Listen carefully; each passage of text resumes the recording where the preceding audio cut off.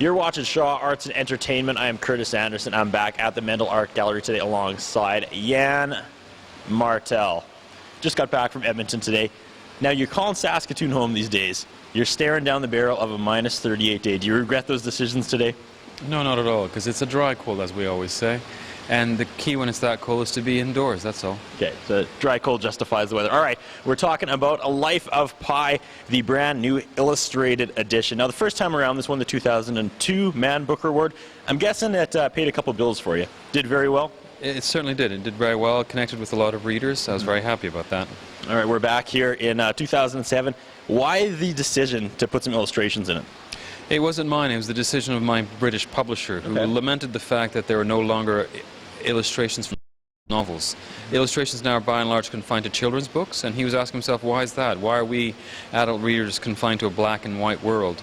So, and this is a very visual novel, so we thought, let's have an illustrated edition. And what went through your head when that was pitched to you? Well, I remember as a kid reading illustrated novels of Jules Verne that I really liked, so I thought, why not? What a great idea. Why are pictures? We live in such a visual age. Why shouldn't pictures be for adults too? Were you involved in the process of picking an artist? Yeah, there was an international competition, and I was on the jury, and we got 1,600 submissions.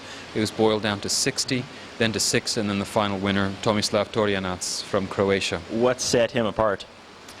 It's quite obvious when you look at them, I think. The painterliness of his touch, the brilliance of his compositions, the very clever technique he chose of showing everything from Pi's perspective, so you never see Pi. They all came together very nicely. He won quite handily. So you weren't worried in any way putting illustrations in your book? Because, I mean, I'm a person who watches music videos because then when I hear that particular song, I always think of that video. So, I mean, when you're looking through the book, what's great about this book is that, you know, it gets the mind going. Yeah. But when you see the illustrations, you weren't worried that people are just going to automatically always think of those pictures, that kind of thing? Well, cinema does that. Cinema tends to fix your aesthetics of something. I don't find illustrations do. They're like art. They're a beginning point. They're not an end point. So I think the illustrations in this book complement the text rather than compete with it. So no, I wasn't worried at all. Good stuff. Let's talk about the next thing you got on the go. I got my cheat sheet out here. Monkey and a Donkey and Great Evil. Indeed, Monkey and a Donkey and the Holocaust. So the next book is two things. It's a novel and it's an essay. And they'll be published together, back to back, upside down. So what the book trade calls a flip book, a book with two covers. Yeah, both on the Holocaust. I've always been interested in what art is supposed to do in the face of great, great evil. I've been Googling you for the last couple of days, and lots of great quotes from yourself about in general. I love this one. Each book comes from a mix of three elements: influence, inspiration, and hard work. Still believe that to be true? And is there one that stands out above the other two? I don't think so. I mean, it is a lot of hard work. You know, this idea of artists just sitting down and, you know, the quill frantically vibrating as they write an entire novel is not true. It's a slow process that takes a long time. Involves a lot of research, in my case. No, I think that holds. I think that's true. There's influence in the sense you're not completely isolated from the world.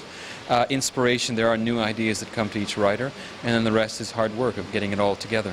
I touch on this once or twice here on Shaw Arts and Entertainment that I dabble in writing once in a while. It's something I really love to do in my spare time, and I loved, for the first time ever, I saw somebody put down in words about how sometimes a story just dies.